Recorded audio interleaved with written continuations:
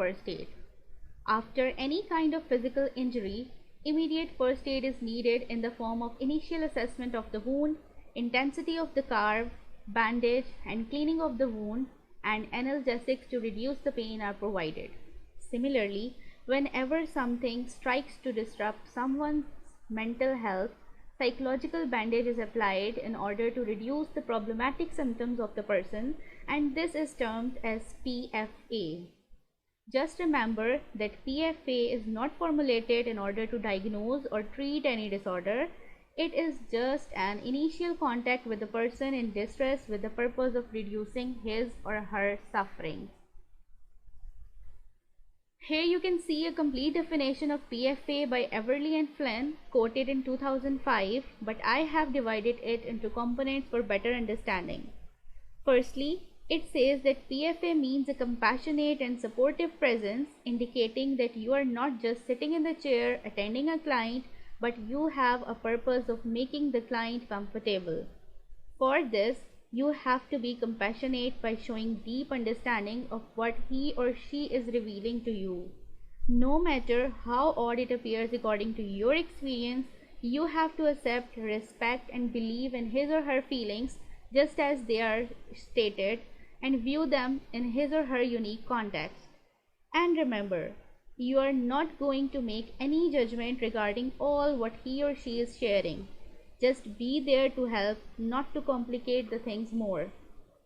Moving further, to mitigate acute distress means you are there showing empathy and all that we just discussed in order to de-escalate or reduce the extreme stress of the client that he or she is facing in the current moment of conversation. Then it says that PFA is needed to assess the need for continued or higher level of mental health. I will explain this by using a common example. Sometimes a person may approach you and ask for assistance. For example, your best friend calls you and says, "Hi, I am feeling pretty stressed out. Do you have some time to talk?" In that situation, a simple response like "Sure, what's going on?" is enough. In many instances, the person simply wants to vent. They don't have any expectation that you will resolve the issue at hand. They simply want to be heard. In this situation, it's important to listen. Do not rush to diminish or solve the problem unless that is the expectation. Once you have heard what they have to say, you can simply reply something like, "I am sorry you are going through that. How can I help?" This then becomes a good time to help the person. Make a plan to address the problem, if possible, or to develop a plan to help them better cope with the problem that might persist. If the person declines your assistance, then you might say, "Well, let me know if it turns out there is something I can do, even if it's just listen." Follow up with that person in a day or two to see how they are doing. Till here, you have provided him or her with your empathic presence as well as reduced the immediate stress. The intensity of the problem identified during the process will help you highlight whether this assistance was sufficient or the issue is complex enough that you have to refer him or her to any other mental health care provider. The R you remember stands for rapport and reflective listening. The rapid model begins with establishing rapport and implying techniques that are sometimes called active or reflective listening. The goals are simple: make a contact, provide an introduction, who you are, what are you doing, establish rapport. While rapport is a harmonious relationship between a psychologist and a client, building rapport is the process of developing that connection in order to reduce the suffering of the client. Use specific reflective techniques which have been developed over the last 50 or 60 years, such as paraphrasing, to establish some degree of empathy. And by the way, if you are lucky enough to never encounter any adversity, I will suggest that gaining rapport and reflective listening techniques are techniques of living. They are the techniques of life. They make the world so much more interesting because you have the ability to not just sit across for someone metaphorically, but to sit beside him, so that life becomes a shared process rather than one that we bump into people as we go. So think of this first session, the R, as a life skill that is particularly useful in crisis, in the wake of adversity, but also a great skill to help almost anywhere you encounter another human being. So I mentioned that reflective listening techniques consists of some specialized techniques that can make listening more effective. First question that students usually ask is, how do we start? And admittedly, getting started is often the most difficult part of the process. So we begin by establishing rapport. We begin the conversation by establishing rapport as quickly as possible. In the wake of a disaster, in the wake of adversity, you will encounter people in acute distress. Psychological first aid is designed to provide acute assistance. In order to know how best to help someone in a crisis, you must observe, you must listen. What you say initially will obviously depend on the situation itself, but generally speaking, I suggest that you introduce yourself in a respectful manner. Explain who you are, what are you doing, and then ask an initial question. When you ask a well-phrased question, a person in distress derives a sense of value and participation in the solution of their own problems, rather than having someone just show up in their face and say, do this, do this, do this. It says, you are valuable. I am here to help you, but I need your assistance to help you. I want to help you most effectively. In order to do that, I need to know a little bit more about who you are and what happened. Sometimes it will be the darkest moments when you enter someone's life. All they need is to be valued, to be understood, to be appreciated. Sometimes words, sometimes a presence will do far more than objective aid. So for how we are going to do this, I am sharing some do's and don'ts of this phase. Do remain calm when speaking to a person in distress. Show concern, but be a confident, reassuring presence. The other person will gain confidence from your confidence. Don't get caught up in a situation. Remember, the antidote for stress is calm and confidence. Do listen. Encourage the person to talk about what happened and their reactions to those events. If the person does not want to speak at that time, ask if you can check back with them later. Do try to identify the worst part of the situation, if possible. Do this carefully, and it can help you identify the core issues at hand if they are not otherwise obvious. Do determine what else, if anything, is needed after your initial conversation.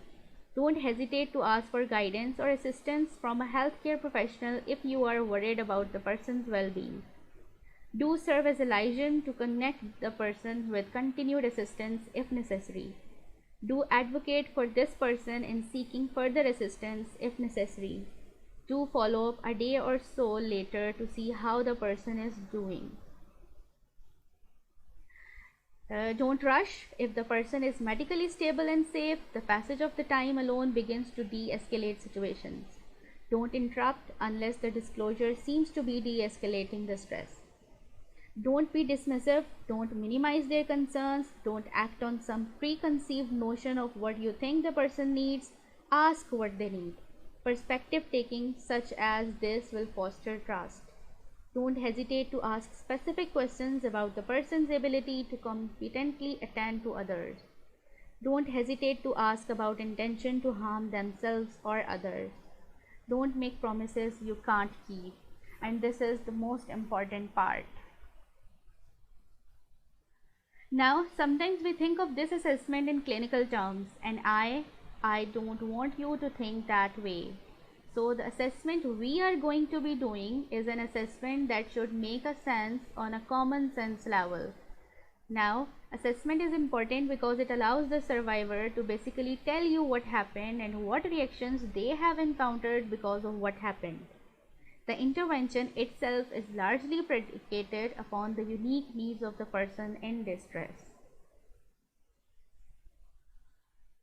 In order to formulate your interventions, therefore, you must listen very carefully to the survivor's story. The story consists of the person's reactions to the event and the event itself. your quest to understand in even the most rudimentary manner what happened and how to basically inform your intervention. That process is not complete unless you have some sense of what happened and what reactions that person has encountered. So the story consists of the person's reactions to the event, refined by some rudimentary disclosure of the event itself. So what I would like you to do is think about how you would elicit the survivor's current physical and psychological status.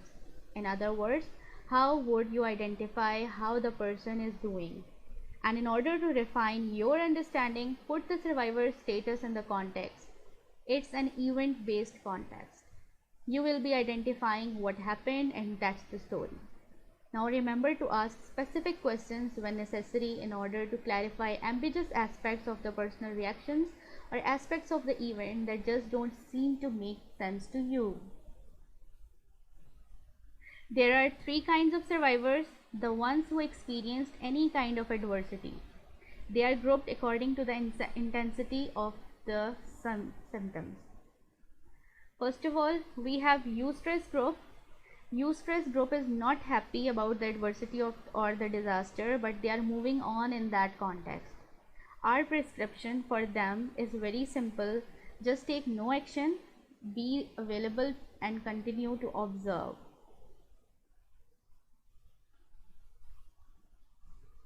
Okay. The next is the distress group. These are the people that may not look particularly good, but they are doing what they need to get done. The distress is benign, it is mild. Our prescription for them is to continue to monitor them. The vast majority of that group will move on without any direct aid, physical aid, shelter, food, or clothing.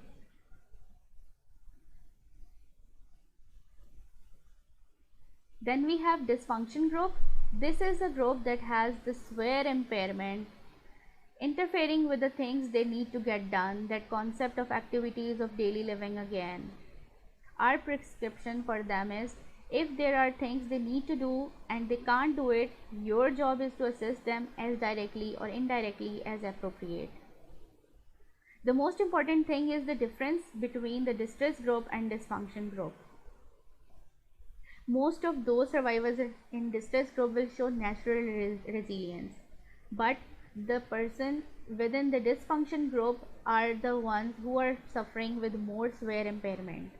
So the group that we are mostly concerned is the dysfunction group. Okay, the persons belonging in distress group will range from 60% to 90% of those directly affected from an adversity, while 5% to 49% of those directly affected from any adversity will lie in the dysfunction group. The next series of slides will hopefully assist you in distinguishing distress from dysfunction. I have broken down into domains according to the signs and symptoms they might present. The categories will include cognitive domain, emotional domain, behavioral domain, and physiological domain. First of all, we have cognitive domain. So for example, on the cognitive reaction slide, you will see a column that says distress. It includes temporary confusion, inability to concentrate, reduced problem solving capacity, feeling overwhelmed, obsessional thoughts, thoughts that people just can't get off their mind, reliving the event, and perhaps nightmares. These are the things that we could expect. This is not to say they are compatible, it is not to say they are not distressing, they are. But this is what we could expect in the natural trajectory, the natural course of the things. When we move from distress to dysfunction, we are far more concerned. Incapacitating confusion, diminished cognitive capacity. What that says is that people are unable to make the decisions that normally they can make or could have made. And what that also means is that their resilience and recovery are going to be inhibited. And sometimes people will actually do self-defeating things because of a diminished cognitive capacity. Then comes hopelessness, suicidal or homicidal thoughts, hallucinations in extremely rare conditions. The ones who are already suffering from any mental disorder have a more chance to experience hallucinations. Okay, now what does emotional distress looks like? A partial list would consist of fear, sadness, irritability, anger, frustration, bereavement, which is loss, anxiety. All of these things are very common and with time usually resolve without direct assistance. However, when are we concerned about emotional reactions? Look at the domain that says dysfunction. Panic attacks. Panic attacks are extremely anxiety attacks. Oftentimes people will say things like, I thought I was going to die, I couldn't breathe, and people act oftentimes irrationally under such conditions. The other reason we are concerned with panic attacks is rarely a panic is not a panic attack. It could be a form of brain seizure. So some subcortical seizures actually present as if they are panic attacks. So we are concerned and would want to get medical consultation to rule out the seizure. Immobilizing depression. People are so numb and depressed that they just cannot help themselves or help those who rely upon them. And of course, you are probably familiar with the term post-traumatic stress and post-traumatic stress disorder. The disorder is what we are most concerned with. Symptoms such as reliving the event to the point that you find it hard to concentrate on anything else. Nightmares that interfere with your sleep, though you cannot really much get sleep. Anxiety, post-traumatic stress disorder, is often typified by hypervigilance and exaggerated startle response. And this whole cluster, their constellation of symptoms, seem to come as a package and dramatically interfering with your ability to recover from adversity. Third category of reactions in the wake of adversity would be behavioral reactions. And again, I have divided the slide into distress versus dysfunction. Under distress, you will see temporary phobic avoidance. Phobia is an irrational fear. Avoidance is avoiding doing things, avoiding people or places based on this irrational fear. A compulsion is repetitively doing something over and over and over again to the point that it could interfere with your natural inclinations in terms of how you might recover. Hoarding money, hoarding food, hoarding water, those things could actually be quite adaptive depending on the situation. However, when the hoarding interfere with one's ability to move on, then it becomes a problem. Sleep disturbance, eating disturbance, again easily startled, these are the things that we expect to fade with time. The dysfunction, however, again we are concerned with includes persistent avoidance, immobilizing compulsions, aggression, violent behavior. We will sometimes see people who are able to work effectively but then are more inclined to issues such as domestic violence or road rage. Some people become hermits, they become reclusive. They build a brick house, wall themselves up, and while they are not able to experience the outside world, they still feel safe. Impulsiveness, risk taking, and of course self-medication with alcohol. Sometimes people would abuse prescription drugs. And you will note the last one, energy drinks. One way of getting more energy when there's so much to do is to avail yourself of energy drinks. However, not all energy drinks are necessarily created equally, and some can be quite detrimental. And there is some evidence that some could even be life-threatening. Our final category of what you are likely to see in the field comes out of the heading physiological reactions. Changes in appetite, changes in sex drive, psychogenic headaches, meaning headaches that arise and you didn't get hit on the head, muscle aches, spasms not associated with physical exertion, decreased immunity.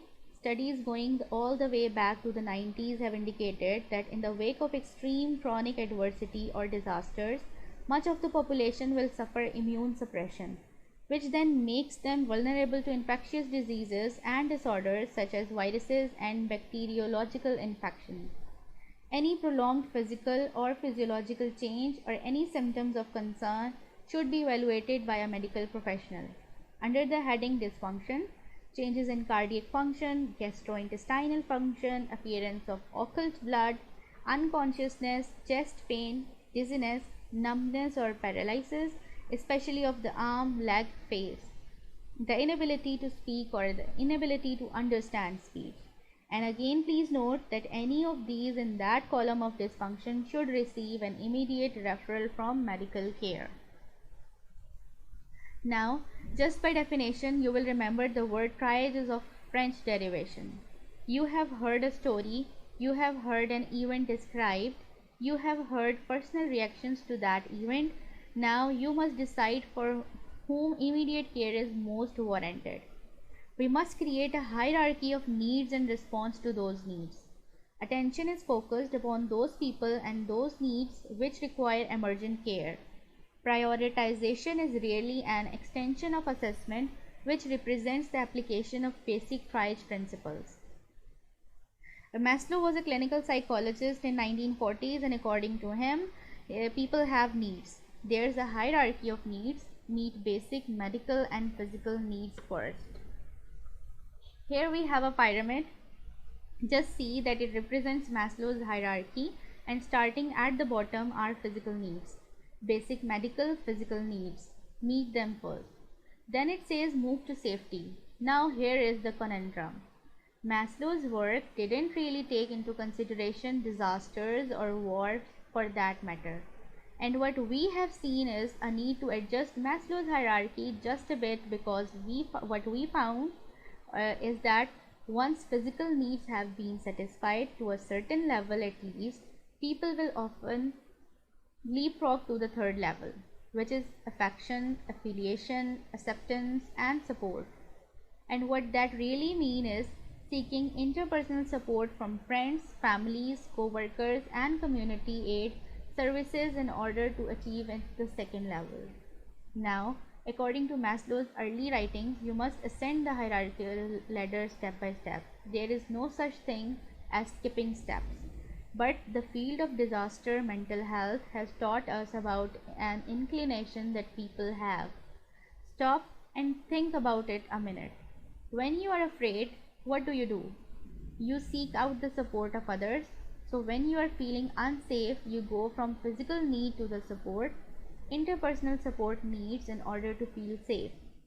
So we take into consideration Maslow's hierarchy of needs when we formulate our intervention plans, and medical and basic physical needs always come first. Then comes intervention. There are two approaches to triaging once we have met basic medical and physical needs.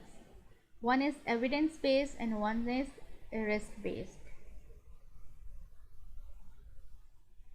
But we are moving on to intervention. Some of you will say that I thought reflective listening was an intervention. Yes, you are right. Sometimes just listening to people is helpful. Did you ever notice that you have a problem, you call up a friend, you ventilate, hang the phone up, you didn't change anything, but you feel better? Sometimes all people need is an ear, a non-judgmental ear, but sometimes people need more. So based upon assessment and prioritization of needs, an acute intervention is implemented. It's designed to attend to basic needs. That means you have to provide basic medical care firstly. If needed, then you move on to the next option of mitigating acute psychological distress by following the principles we discussed in our first phase of reflective listening, and then if possible restore acute functional capacity. However, we might be unsuccessful at restoring acute functional capacity. We have other options later in this model. Here we have a simple structure about how to approach people. Keep this in mind. You will approach someone, you will introduce yourself, you will explain the purpose of your presence. Depending on the situation, the next two steps are interchangeable, but it gets back to our emphasis on how important assessment is. On second step, ask what happened. Now next, you will see the word paraphrase. We talked a little bit about that in an earlier module. Paraphrasing is where you take someone else's words, turn it into your own words, and send it back just to make sure you are hearing the message correctly. Consistent with our assessment, allowing them to tell the story. We will ask about the personal well-being. What's the personal impact been on you? Then remember to clarify ambiguous descriptors. For example, someone said I am depressed. Just ask what does that mean? Now the person telling you that they are depressed knows what it means, and you probably know what depression means for you too. But do you know what depression means for them? That's the key. You will say something like, well, you said you were feeling kind of down and depressed. What does that really feel like for you? What does that look like? How do you know you are depressed? Or you can say, how has your life changed in the light of the fact that you are depressed? This all will provide you a better understanding of the person in crisis. We now move on to different types of interventions, always keeping that social support option available. So there are two types of interventions. You can see here that if the person seems psychologically unstable, the first thing you must do is to stabilize him or her, or try to assist in some stabilization of the acute arousal. What are some specific things you could do? Firstly, remove provocative cues, as the slide says. What does that mean? If someone is staring at the smoldering remains of what used to be their house, perhaps it would be good to engage them so that they are no longer staring directly over your shoulders at the house. Then, encourage a task focus for some. What does that mean? Give people things to do without a task. Some people will simply languish in the memories of what they once had and the reality of what they have lost. Allow catharsis, allow people to ventilate. Have you ever seen people that were so unstable, agitated, that they were about to do something that was quite impulsive and probably quite deleterious? Rather than argue and say, oh, you can't do that, or you shouldn't do that, a more effective strategy might be to simply delay impulsive actions by saying things like, perhaps this isn't the best time to think about making major life changes. And sometimes even distraction from the harsh content helps them a lot to get normalized. This works particularly well with children. If people have become stabilized or were means that acute arousal is not interfering with their ability to function, they are stated to be stable. For them, there is another style of intervention with a purpose to mitigate acute distress, foster improved ability to function. What are some tactics for that? Education. We call it explanatory guidance. People want to know, why did this happen? Sometimes people want their symptoms normalized. When you explain the reason behind their feelings, they feel much relaxed. Reassurance or installation of hope is one of the most powerful things we can ever do. The saddest and oftentimes the most dangerous people on earth are the people who have lost hope. Another type of education is anticipatory guidance, which states that it's okay to tell people, by the way, that don't expect to sleep the way you have been sleeping. Don't expect to desire intimacy. Don't expect to want to be around people, just whatever the case may be. Some anticipation of what may be coming in terms of signs and symptoms seem to be helpful for some people, and again you will see delay in impulsive action. Applying stress management techniques and problem solving techniques in this stage is often useful, and we have been applying these in our routine clinical practice. That's why most of you must be familiar with them, so I'm not going in their major details. Well, if you want to learn them, you can state me in the feedback so that I can arrange a separate session on such techniques. Coming back, correct misunderstandings or false information and reframe if possible. What does that mean? Well, is the glass half empty or is the glass half full? Do you know what the answer is? Yes, it depends on how you view it. The people that focus on what they lost have a hard time recovering. The people that understand they had something, it is no longer there, but there are opportunities. Those are the ones that recover most rapidly. Reframing means another way of looking at adversity. Within the last 10 years of field, positive psychology in post-traumatic growth has arisen. People will be satisfied to verbalize that what happened was bad, but it could have been worse. Some people will feel relieved to know that it was bad, but others have it worse than I. Now we will take a look at the concept that we call disposition. It's our final module in terms of psychological first aid in the field. Based upon the evidence that a person can function effectively in the wake of adversity, a decision is then made concerning the need to facilitate access to a higher level of care. And of course, ideally, some form of follow-up is attempted with the possibility of an attendant, psychological intervention, or higher level of care based on your follow-up. So just to make sure this module stands as a major decision making process, you have tried to stabilize, you tried to mitigate, and now the question is, how successful have those interventions been? Can a person function without you, without further intervention, or not? After your intervention, if the person seems more capable of taking one's care and is capable of discharging one's responsibilities, perhaps to others, then your intervention has ended. And it is encouraged to plan a follow-up or two, 3 or 4 days later. It's then recommended that part of your follow-up be a little bit more of an assessment. You can ask that, how are you doing? How have the last several days been? Sometimes a second follow-up may be useful.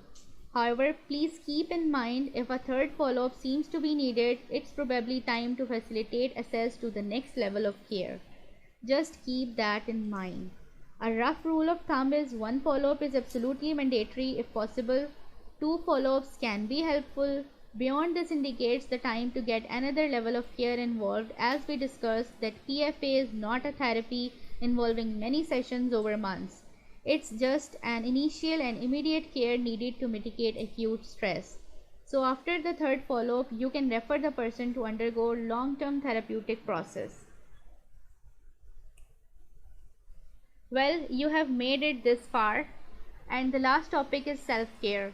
You are going to say, I don't need this. I don't care for myself as I care for others. How about if I tell the best way of caring for others is to care for yourself? So we will examine some very simple things that you might consider, because that what I don't want you to be is a victim too.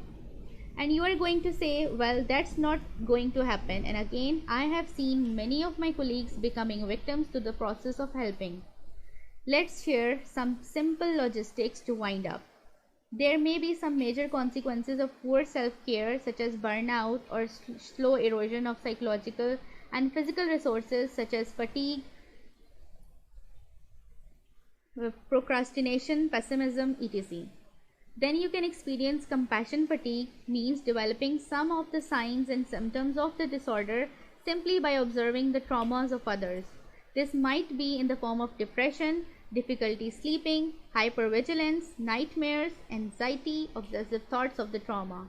Then you can get sick or injured if you are deployed in any risky area.